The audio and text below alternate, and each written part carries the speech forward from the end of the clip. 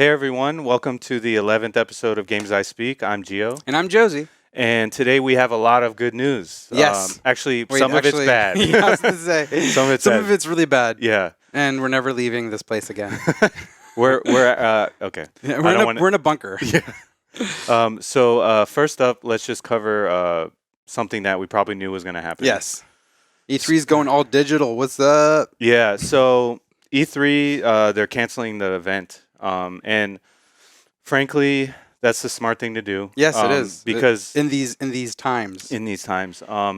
So for people who are unaware of what's going on, which I don't know who those people would be, but you're watching the show to be informed. we have this virus COVID-19 spreading around, and the word is that there is no toilet paper. Yeah. I'm sure you've seen some of the pictures on Twitter of people that had like massive stacks. It's ridiculous. It's rude. It's rude. But basically the way it works is, and most of the Asian countries have started this whole trend.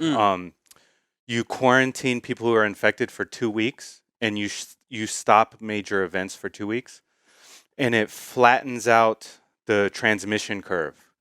And so by doing that, you get the transmission under control, and then hopefully after that 2 weeks, if everyone does it in synchronization, we can get back to our normal lives quicker. So that's the whole point of this. Yeah, after 2 weeks. After 2 weeks. Clip in Total Recall. 2 weeks.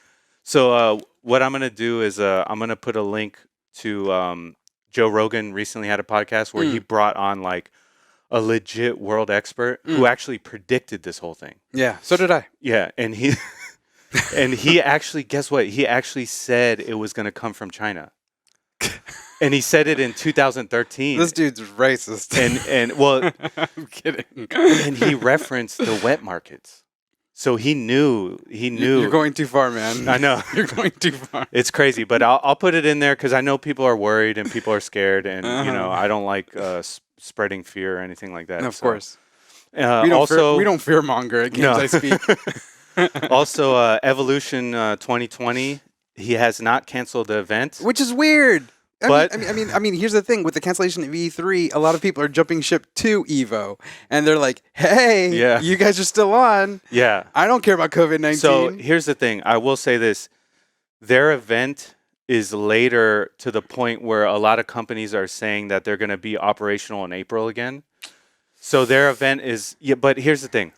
He did come out and say if they do cancel, he's going to give a full refund to everyone. So I think that's the right thing to do. Of course. But I will say this, if it's looking like this thing is not dying down, cancel the event. Yeah. Because people are going to look at you like you're worried more about business than the safety of others. And you'll have enough toilet paper. Yeah. So next up, this was actually big news because we are both fans of this man. Reggie Fils-Aime. Yeah, and you're the only one I know who can say his name properly. I always say Fils-Aime. Fils-Aime. So let's briefly talk about this. Yes. Why do you think a man who has been this successful in his life would move to a company that is in dire straits right now? Well, here's the thing. Being the former president of Nintendo of America, Reggie Fils-Aime was a perfect spokesperson for Nintendo. He's beloved. He is beloved by a lot of Nintendo fans and the industry in general. And when he retired, it was very much deserved. And a lot of people were like, "Yeah, man, enjoy your life. Enjoy your life." Yeah. So the fact that he's coming to a retail chain, not just a game company, a retail chain in 2020 that is struggling to even break even, to even be a viable business, to even be viable. No, exactly. I mean, we've already spoken about all the GameStops that are closing, all the clearances that they've been having. So this is kind of like the Hail Mary that GameStop is having, and I don't know what Reggie's going to do.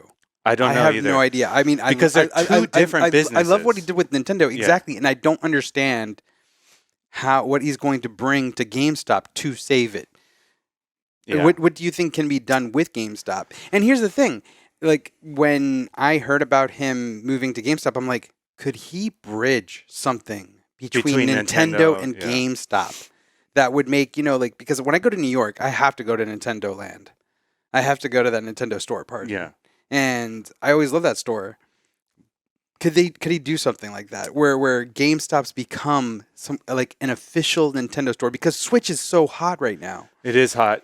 It is hot. I don't know. Like, Um, what do you think? It's hard to think it's hard about. to think about it. Yeah, because out of the box, you got to zigzag out of your way out of this rut that GameStop is in, and it's hard to even think about viable options to not only resurrect GameStop but make it so that it succeeds. Yeah. And it succeeds for a long period of Yeah. time. It's not just like trying to get out of this rut right now. It's fighting to be stay relevant. Yes. Going Relevant's a good word. forward. Yeah. So I think a couple things. One thing I think is if I had a special effects right now, I would just throw money out. He's getting paid. That's what I think. He is getting paid because, like we said, a man who is at instead of doing this, just make it rain. Yeah. just take dollar bills. It's like, he's getting paid. So that's one thing I think. Okay. I think they are compensating this man for his expertise with money they don't have and money they can't spend. Exactly. The next thing I think is you're right. They're gonna have to go hardcore into exclusives. Hardcore, and I don't want to. I was thinking about how to say this because I don't want to say this in a way where people are like, "Hey, man, you're going to be taken away from small business," but they might have to go more of a route like Limited Runs is doing, where they're. What do you mean? So one of the things that's killing them is digital downloads. Okay. But if they could take a bunch of these digital games and sell them physical releases for them, they might bring in a whole new customer base because Limited Runs is great and I love them and I don't want to see a big company like GameStop take business away from them. Yes. But if you have GameStop where they have the infrastructure in place, I mean, dude, you're talking. They've published their own games before. Exactly. I think that was Song of the Sea. That was like one of the more recent ones that they did. Yeah. And I see them pushing. They paid for development of that game as well. Yeah. So exclusives you're saying and physical releases, publishing. special physical releases. Okay, I can see that because Limited Run they do physical pop-ups sometimes. Yeah. And they sell out. And I get excited when they talk about content that they have that they've taken to PAX or they've taken to any kind of gaming convention. And look how quickly it sells out. It does sell out, and sometimes sometimes they have leftovers. I think they had leftovers from PAX last time, and I'm like, ooh, let me see if I can find something that I couldn't get initially. And even then, when it comes to limited run games, because of the limited run, when you try to purchase it outside of their marketplace, double price. Yeah, those prices go crazy. Yeah. Too fast. Yeah. Too furious. So what if GameStop says, "Hey, we're going to take up some of the liability of some of these production and we're going to help you get these limited editions out." I mean, it could open a whole new source of revenue for them. Well, before even Reggie came on, they've already been testing this in certain markets where they are creating more like retro hybrid stores.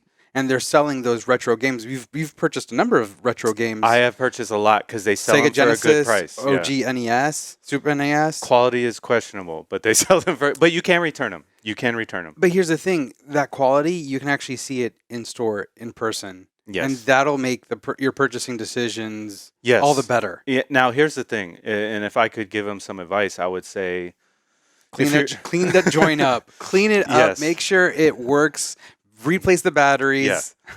Clean all the cartridges. Don't do weird stuff. Don't do weird stuff. Clean and here's another practice that people absolutely despise that GameStop does, and they must stop doing it. Stickers. Stop selling people used copies of games as new. Don't do it. It ruins your credibility. Don't. When people go to GameStop and they buy a new game and the person behind the desk takes an open case, takes a copy of the game from a sleeve somewhere and sticks it in and then sells it as new, people see that and they despise it I because do too. you're not selling them a new game. Well, it's a gut. Yes. The game hasn't been played Yeah. for the most part. Yeah. I mean, I remember back in the day, they were fast and loose with these kinds of rules. But Yeah. nowadays, I'd say that they don't allow even store employees to rent out new games like that. Yeah. But I'd say the gut is there because they don't get enough quantities of these games to market. Yeah. And sometimes they don't even have displays to show that, hey, look, we have this game in stock. Yes. And that's the next best thing that they can do. I know. So it's kind of like a necessary evil. I understand. But they can't. I get they it. can't do it. Because they can't do it. Because I mean, they're not going to put everything behind glass, you know? Yeah, I know. And not everything has like a security code. And it's not Best Buy where, I mean, if you've seen Best Buy, I hate the way Best Buy does this. So Best Buy, for the most part, they have their games in like those plastic clear see-through clamshells. Yes. So Yes. so like like it's like a You have to get it opened up. Exactly. You need to get it opened up. But for collector's editions, they have these security like dials, Which damage the. and then a wire that literally tightens And it- around the yeah. box, And and it it like damages the creates box. indents. Yeah, Yes, exactly. They look awful. I just saw Yeah. a copy of Darksiders Genesis, like this huge box, and I was like, I didn't even know you had a collector's Yeah. edition like this. And the box was ruined And because it's of shaped- the it's security. shaped like yeah, this. exactly. It's in It's broken yeah. down in quadrants. It looks like a Luminez box cube or something. Yeah, So- it's crazy. Look, we all know this to be true. Presentation is massive. Mhm. It is massive. And like when game companies go out of their way to create these beautiful cases and these beautiful displays, they work hard on the artwork. I mean, you got to play that up. You Yes. know what I mean? You got to play that up. And It's like you're owning this beautiful product, not just to play what's inside, but also to display what you got. yeah. I mean, look. You're not going to see stickers and bullcrap on my No. on my display. Yeah, so talk about the stickers. Oh, the stickers. So Yeah. because of the guts. So this is what I do. I don't know if it's going to work in every GameStop. I'm letting you know what I do. I eat the receipt. Usually I buy games that I want to keep, and I will keep them. And sometimes it just happens that you're going to buy a gut. I ask them to not put that plastic clear sticker, and I let them keep the receipt. Okay. I plead with whoever's behind the counter. I'm like, look, that sticker, it's the adhesive is so much that it leaves this terrible sticky thing. yeah. But the adhesive portion on the case, and it's even worse for cases that are like cardboard. Now, I will tell And it ruins yes. it. It ruins. Now, I will say the way to clean that up Goo it- gone. or you could just take simple alcohol Mm. and just rub it on a Q-tip or a cotton ball. Mm. That'll take it off too. Yeah. So, I mean, The only thing that I'm afraid of sometimes is damaging the case. And by case, I mean like the more paper / cardboard cases, because a lot of deluxe editions and new special editions, they come with either a slip cover mhm. or just like a paper box Yes. that houses the actual game within inside. And all that harsh stuff will Exactly. pull color off. And I like to Yeah. display that. Like you can tell right here, like, you know, like something like this, where it's all just paper. Yes. You can touch it. It's paper, guys. I'm telling you, it's paper. But yeah, so enough of that. I think maybe it might work, but I really believe that their management has just made so many poor decisions over the years and also stuff they can't control, like digital. Exactly. So, Exactly. Reggie, we love you, and Good luck. good luck. Yeah. Good luck. To quote my favorite movie, Taken. Good luck.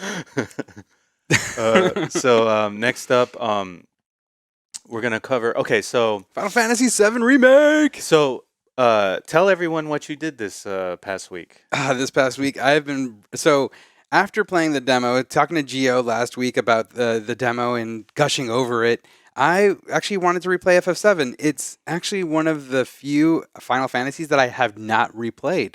I've Mhm. only played it once. And a little backstory, Final Fantasy VIII was my first Final Fantasy.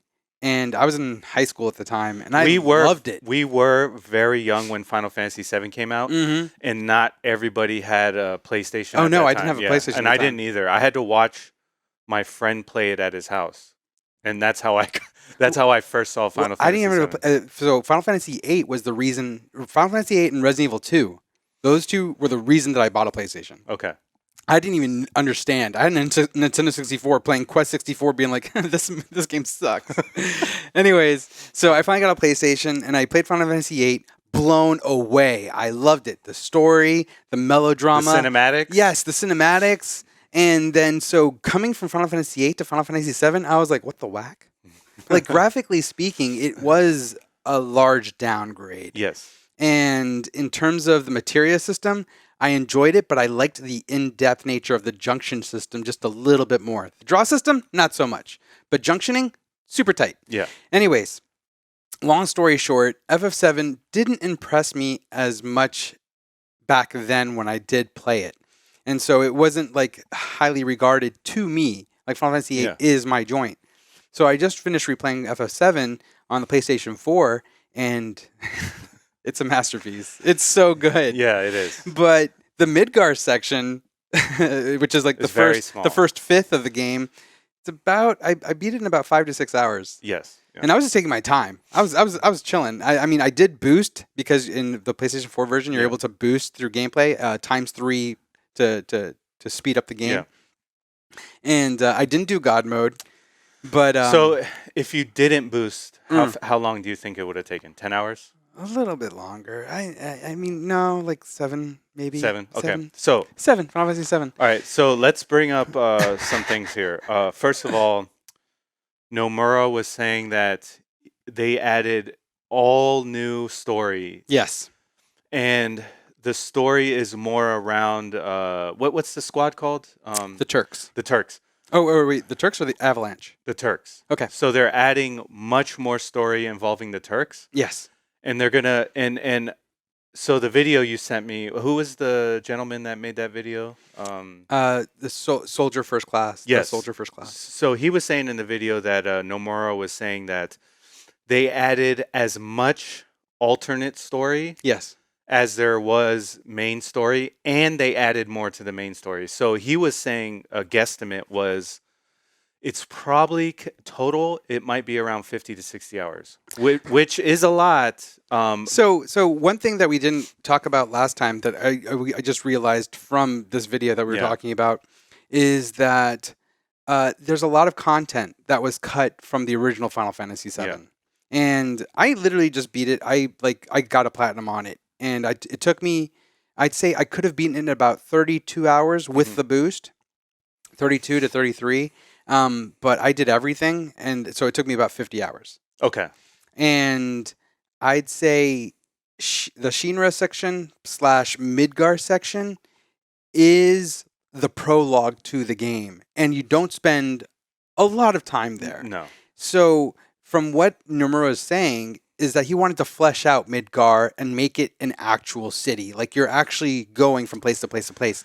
And there's going to be vehicles. Yes. So that you can go ahead and traverse from locations. Yeah. So he wants it to be more sprawling, more important. Yeah. And flesh out the nature of that city, of Midgar. Yeah. And, Kazushige Nojima, who was the original story creator, and then Yoshinori Kitase, pardon.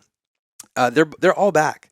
They're all back from the original FF7. So Tetsuya Nomura directing, Yoshinori Kitase was the original director. Now he's a producer. And the OG crew is here. They know what they're talking about. They know what they're doing. Yes. But at the same time, Times have changed. And being exposed to something like Final Fantasy 15 and Final Fantasy 13 / the Fabula Nova Crystallis thing, which was Final Fantasy 13, Final Fantasy 13-2, Lightning Returns, and then Final Fantasy Type 0, their recent track record for Final Fantasies has been a little lackluster. And I'm afraid of bloat.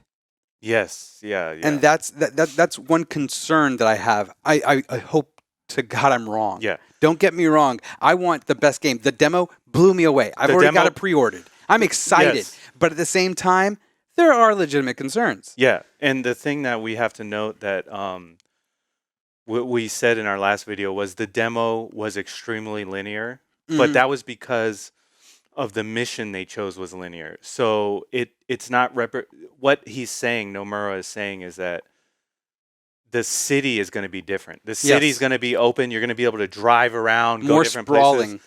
And then you're part of, and this is this is like spoilers for a 20-plus-year-old game. Yeah. But still, I just want to let you know, just in case you don't know, these might be a little bit spoilers, but you're part of an eco-terrorist group called Avalanche. Yeah. And honestly, you don't do many missions as Avalanche within the game Final Fantasy VII OG. No, in this one, he wants to make it so that you're actually doing more as Avalanche, and you build that group up just a little bit more, so it becomes more impactful when things occur to that group. So to not give anything away. Okay.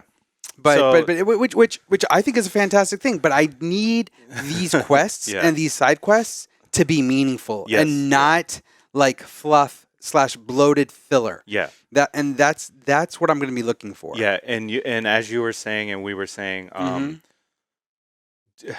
we don't want to give Square Enix any excuses to make an inferior game here, because if it comes out and it is a lot of fluff, that's then gonna be a problem. They need to be held accountable so that the next version is not like that. And exactly. And so all we're saying is be objective and be honest when we finally get this game and we get to review it. Critique when you should be critical, but don't be critical all the time. Yeah, and I'm gonna review this game. Yes.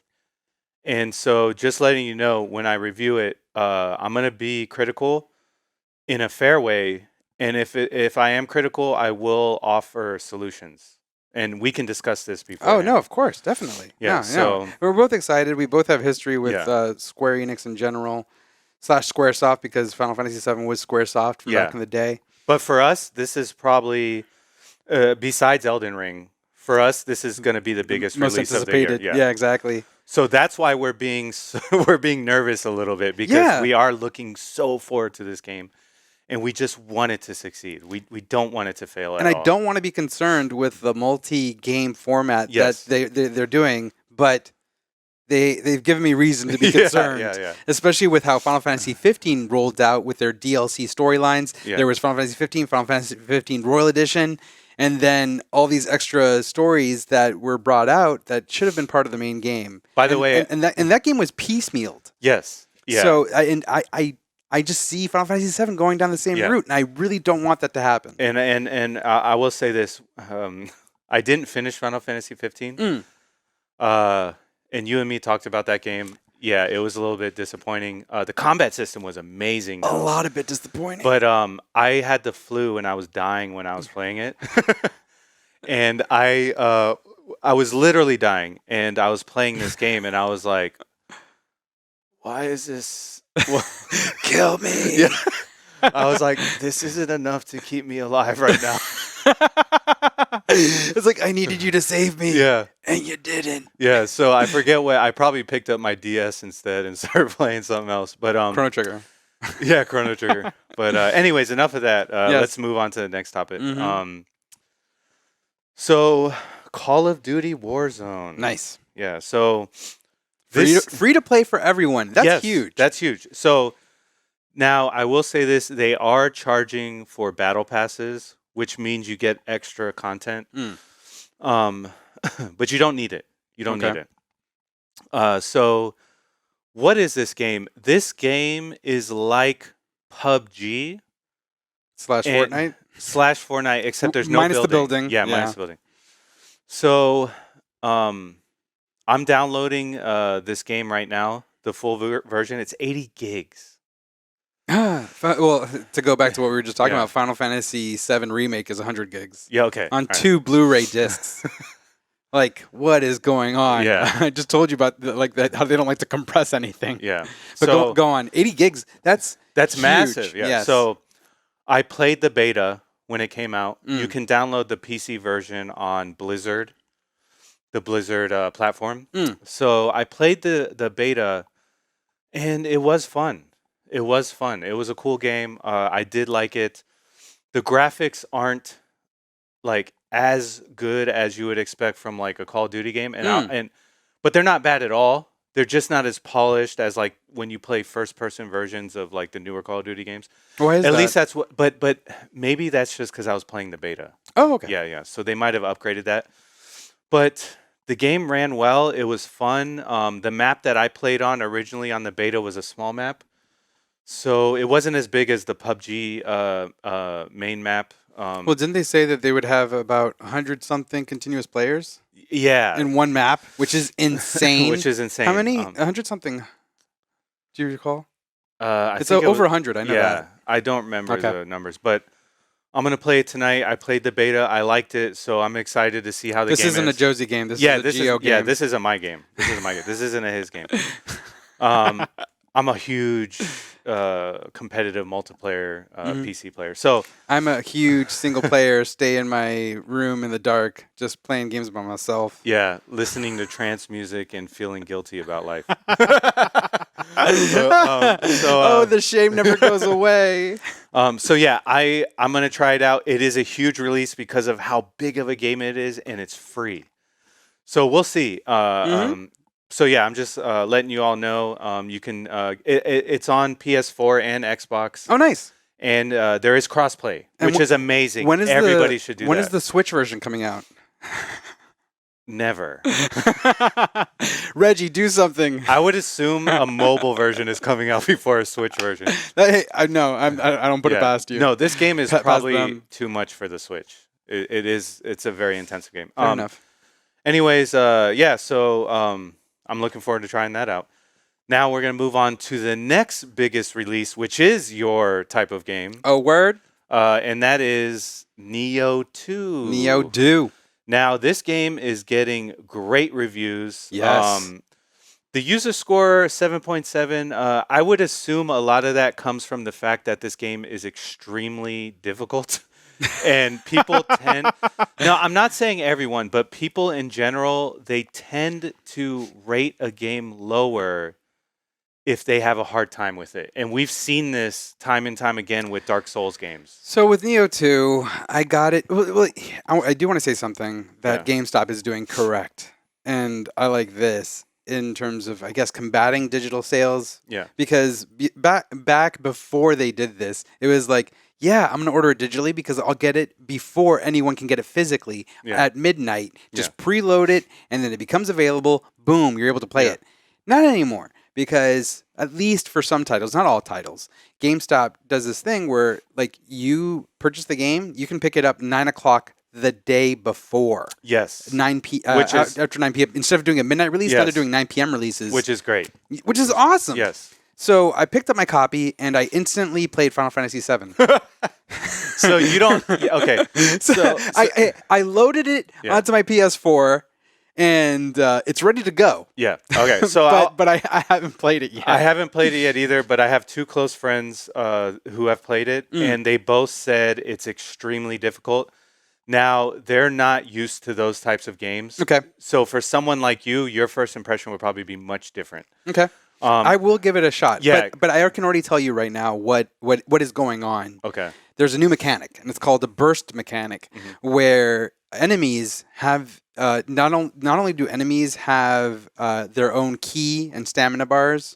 Hers is just key. I think it's the same, and then of course health bars. But they have this burst mechanic. Any enemy has a burst mechanic, and this burst mechanic is a one-hit kill.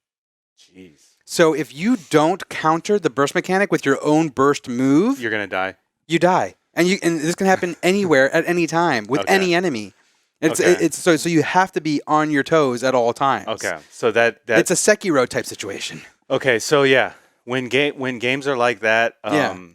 I expect a lot of hate from people. So But I mean, that sounds awesome. it sounds awesome. It It sounds like- awesome to you and me. Exactly. You know what I mean? It's not Exactly. awesome to everyone. Fair enough. But Now- but like Now, can you turn this off? No. Okay, good. This is Good. the game. Can you turn off the game? No, Yes. I'm just asking because that's what we saw a lot of people asking for with Sekiro. Was Oh, they they were wanted a asking for normal mode. difficulty Yeah, levels. yeah. It's like, nah, fam. No, This isn't that no. game. Sekiro, you can make the game harder. Yeah, exactly. A lot harder if you want to. Just tap that bell. Yeah, just hit the bell. But yeah, Nioh 2. I'm Yeah, excited to play yeah. it, but not excited enough to to stop Final Fantasy VII. I did beat Final Fantasy VII last night, so I will be moving on to Nioh. But I kind of want to play Code Vein. Oh yeah, Code Vein's a great game too. I hear that's a lot of fun, Yeah. and it's not going to be as long as Nioh because I hear Nioh is like hella long. It's long. It's I think it's around 60 hours. Oof. So next up, briefly, so this is what I played, and it only This took me game an looks hour. gorgeous. Josie hates this picture I picked, but I love it. I think she looks It looks goofy. like she's sniffing gameplay. I know, it's hilarious. She's like stuck in those words. So I put this gameplay up. This is my video, so sorry about that. So let me just show you all a little clip. So Ooh, look at this them game. animations. Look at this game. It's a beautiful game, and if it came out on Steam, and I don't know if I think it's only on Steam right now. It's an early release. There's only an hour of gameplay. There's 2 boss fights. You can unlock several different features in the game. Yeah. You can taste the Castlevania dude, inspiration. It's very much like SOTN. This is definitely an ode to Symphony of the Night. Mhm. So I thought it was great, and I'm looking forward to big things from this game. Nice. So I'm on early release, which means when you buy the game on Steam early release, you get it for a discount, and you're entitled to the full version of the game when it finally releases. So I don't know how long it's going to take, but I will be tracking this game for everyone, and I'll let you all know. Do it. Let me know. Let me know when it's available on Switch. Yeah. So to end this show, we have something very awesome. Silent Hill. Yes. Silent Hill. So oh my god, I'm so excited. So why don't you briefly explain what's going on here, because it's a very complicated situation and a lot of people don't know about it. Okay, so Konami as a company has kind of not been making games like they used to. Yeah. They've That's an refocused. Well, I'm just trying to be as nice as I can. Yeah. They've refocused their endeavors into what's more lucrative to them, which is their pachinko business. Yes. So a lot of their properties for video games, they've barely touched. Yeah. I think the last new game they did was Contra, this new Contra game that came out on the Switch, which was reviewed incredibly poorly. Yes. Contra Hard something. Not hardcore. Is it? I think it had hard in the name. Yeah. Anyways, so it wasn't good. No, it wasn't. It wasn't good. It wasn't good. But anyways, so a lot of their properties are kind of lying dormant, or have been re-released in collections. Which they did the Castlevania collection, which is amazing. They did Requiem of the Night, which had Castlevania Symphony of the Night and Dracula X. Incredible. And they just released, in time for Castlevania Season 3 on Netflix, they just released Symphony of the Night on iOS and Android. Yeah. So you can play it on your phone, which I will tell you right now, it cannot be played on the phone that well. You got it, right? Yes, I did. Okay. I had to. And it's only $3. Okay. It's $2.99. But you need a controller. You need a Bluetooth controller. So anyways, what's the situation here? Silent Hill is a survival horror game that was competing against Resident Evil back in the day. And it was more psychological, more methodical. It wasn't so action-intensive like Resident Evil is. Anyways, Silent Hill 2 is touted as one of the best one of the best survival horror games in general. Like, I love that game. And we used to play it back in the day. Exactly. Anyways, an internal team at Konami is the one that made Silent Hills 1 through 4. After that, Konami started outsourcing their properties. And Silent Hill was one of them. And the quality of the games deteriorated, unfortunately. Now, the team that originally worked on Silent Hill joined Sony as Team Siren. And they made this survival horror game called Siren for them. Anyways, Sony is going ahead and, I guess, canoodling with Konami and trying to get them to allow them to have the rights to the property to create an exclusive for PlayStation 5 or PlayStation 5. I don't think it's PlayStation 4. And since Sony is working closely with Kojima, this means that Silent Hills could be back on the table. Now, go ahead. So I just wanted to give people because all this Fallout happened early in the life of PS4. There was a game called PT, a demo called PT that Playable came out. teaser. And what happened was it was a demo for the The next Silent Hill game, which was called Silent Hills. Silent just Hills. pluralized. And it blew everyone's mind. Yes, it blew amazing. Everyone's nips off. Yeah. And but it also starred Norman Reedus, and Kojima was directing the game. And that's what led to Death Stranding. They didn't want to throw away all this talent. And Guillermo del Toro was going to help with Silent Hills as well. And that's why kind of like that creative team / actors were easy to work with in Death Stranding. Death Stranding wasn't a horror game. No. There were like some little horror elements. Yeah, like the BTs and all Yes, that. exactly. Yeah. But it was nowhere near even how scary PT was. Just the playable teaser alone. PT was horrifying. Yes. And it's funny because PlayStation 4s that have PT in them sell for quite a bit on eBay if you look them up. Yeah, I actually have one, and I'm probably, I don't know. If the PS5 is backwards compatible, I might sell mine on eBay, but you can't get it anymore. The thing is that Konami, after Kojima left, had a scorched earth policy, and they deleted it out of the digital marketplace. So you are incapable of even downloading it or trying to find it. Now, I heard something different. I heard there's a trick where you can get it back if you had it at some point. I never tried it, obviously, because I still have it on my hard drive. Yes. And I would recommend anyone who has it on their hard drive, do not delete it. Yeah. I sold my PlayStation 4, so I have a new PlayStation 4 Pro. You couldn't get it back at all? No. Okay. It's not even on the marketplace. I can't even find it. Okay. I saw a trick on YouTube. I'll try to send you a video. I don't know if it We'll works. see. We'll see. We could try it out. But if it breaks my PS4, I'm going to charge you. Okay. But anyways, Silent Hills, the thing is that Kojima, amazing director, say what you will about him, but he is a creative fiend, and he has a very specific vision, and the way that he encapsulates his vision, whether you like it or not, is amazing. And the way it can be amazing. And the way that PT played, yes, people were like, this is it. Yep. This is the next Silent Hills game. This is the next survival horror game. We want it, and then like you said, Konami burned it all down. So, exactly. So if this is true, this is amazing. Yeah, and this I can't could bridge wait. the gap between Kojima and Konami, and possibly allow Kojima to work on Konami property, which opens the door to something like Metal Gear Solid. Yeah, and I will say this, and a lot of people don't know this, and I looked this up. I believe Kojima had his production company years before he left Konami. Yes. And he actually produced Metal Gear Solid 4, I believe, independently of Konami. So they already had this working relationship. So what led Kojima to start up his company again was the fallout between him and Konami. So of course.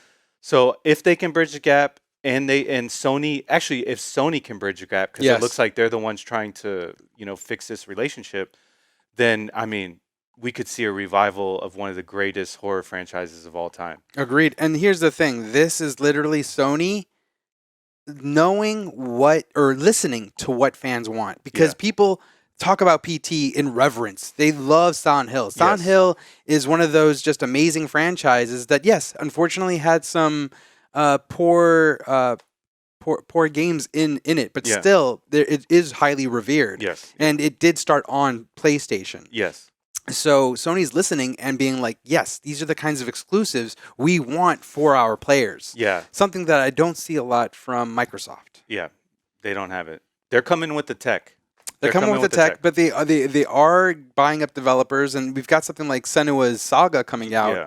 But to think of something like Silent Hills, which is literally just, it was a pipe dream, and now it could become a reality. That's great. These are strange times. Yeah. But thanks everyone for tuning in, and we'll see you all next time. Are you all excited for Silent Hills or even Final Fantasy VII Remake? What do you think? Yeah, what do you think? Let us know in the comments below, and see you all next time. Take care. Hey everyone, thanks for watching Games I Speak episode 11. What did you think of the episode? Do you think Reggie Fils-Aime can save GameStop? Let us know in the comments below, and we'll see you all next time.